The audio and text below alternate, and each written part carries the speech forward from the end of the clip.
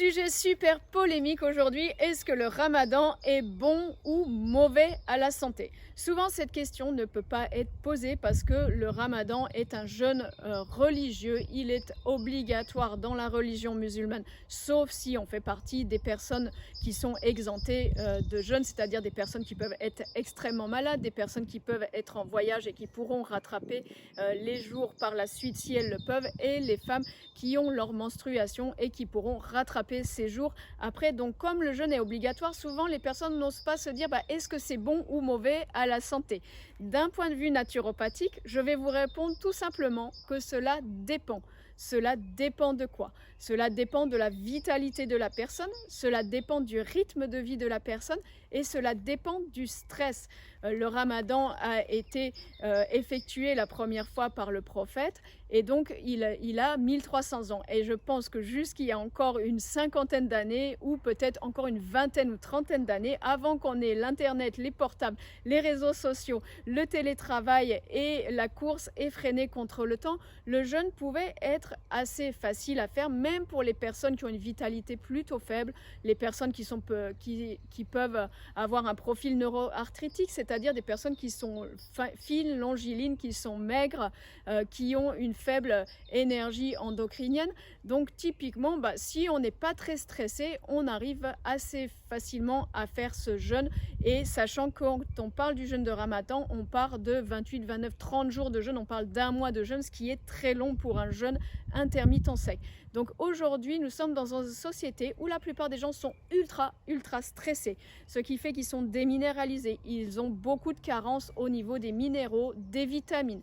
Les personnes sont fatiguées, voire extrêmement fatiguées, voire elles sont à la limite du burn-out. Également, dans les sociétés occidentales, parfois le jeûne se vit plus ou moins seul parce que c'est pas forcément facile d'avoir sa famille, sa communauté, ses amis, etc. Nous sommes dans des sociétés assez solitaires où nous sommes devant notre téléphone mais peu en relation avec les autres. Et le sens du jeûne, surtout un jeûne spirituel, un jeûne religieux, c'est aussi le partage, l'entraide, la communauté qui aide en fait à passer ce jeûne qui est facile. Donc c'est par rapport au niveau de stress de nos sociétés occidentales surtout que je dis que le ramadan est difficile à tenir, est difficile de tenir sur la longueur, et donc il peut avoir un effet néfaste sur la santé des personnes qui n'adaptent pas leur rythme de vie et qui veulent absolument vivre le mois de jeûne exactement comme le reste de l'année, au même rythme, au même stress, en faisant toutes les activités et en ayant, disons-le souvent, autant d'obligations.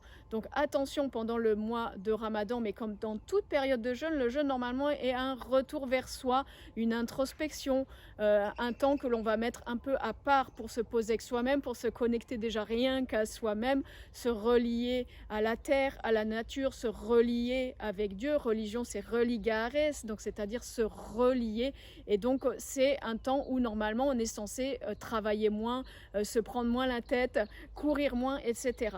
Donc attention, si vous êtes une personne qui est dans tous ces cas de stress, je vous conseille fortement avant le jeûne ou même pendant le jeûne le soir de prendre des reminéralisants. Le plus grand reminéralisant connu, c'est un reminéralisant naturel, c'est l'eau de mer. L'eau de mer, ça a le même pH, la même composition que le plasma sanguin, que le sang, sauf que c'est 9 fois plus salé. Donc quand on veut reminéraliser quelqu'un, on prend du plasma marin, on appelle ça sérum de Quinton. Le terme est interdit parce qu'il a été acheté par un laboratoire, donc on dit plasma marin, eau de mer. N'allez pas puiser l'eau de mer à côté de chez vous, il faut acheter de l'eau de mer qui a été filtrée d'une certaine façon, et vous pouvez trouver en ligne et en description un bon fournisseur d'eau de mer. Vous pouvez vous complémenter en minéraux, vitamines. Pensez surtout à adapter l'alimentation durant le jeûne. Pourquoi? Parce que les personnes, surtout qui sont de nature maigre,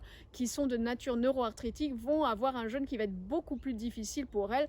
Pour les personnes qui sont sanguins pléthoriques, c'est-à-dire qui sont larges d'épaules, qui sont généralement un peu plus en chair, qui ont une forte énergie d'action, forte glande digestive, fort système endocrinien, mais peu d'énergie nerveuse, ces personnes passent le jeûne facilement. Elles peuvent se passer 1 ou 2 ou 3 jours continus sans manger. Souvent, elles n'ont même pas faim et c'est moins difficile pour elles de jeûner qu'une personne qui est de nature maigre, qui est fine et lancée. Et donc, cette personne va avoir du mal à tenir le jeûne et c'est ces personnes qu'il faut vraiment, si vous êtes dans ce cas, penser à vous reminéraliser avec l'eau de mer, avec des compléments alimentaires et en vous faisant des jus de légumes à la rupture du jeûne, voire avant le jeûne si vous le voulez le matin.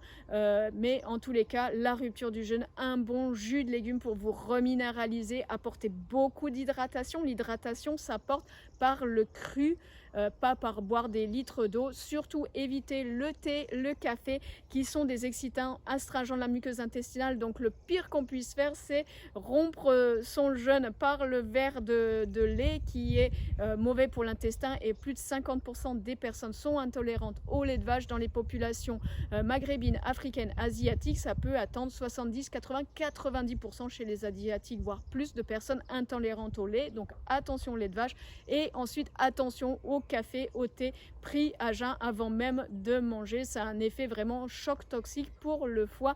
Donc privilégiez le jus de légumes, achetez-vous de l'eau de coco si vous le pouvez et sinon buvez de l'eau dynamisée, c'est-à-dire pas de l'eau de robinet, l'eau de source qui a été filtrée et qui a été dynamisée. Vous pouvez juste prendre votre bouteille, la secouer si c'est une bouteille en verre ou plastique. Vous agitez pendant 30 secondes pour créer un vortex, ça va reminéraliser l'eau. Pensez à mettre une intention dans votre eau. Quand on informe l'eau avec la gratitude, l'amour, la paix, tout ce que vous voulez et que vous donnez une intention à votre eau, elle est aussi reminéralisée, vitalisée et elle vous apporte le meilleur. Commencez toujours par cela. Commencez par des légumes crus si vous le pouvez ou une soupe à base de légumes. Attention aux légumineuses qui ne sont pas l'alimentation première de l'homme, donc on évite les pois chiches, les lentilles, les fèves, etc. en grande quantité. On va privilégier vraiment de mettre 50, 60, 70% de légumes dans son assiette,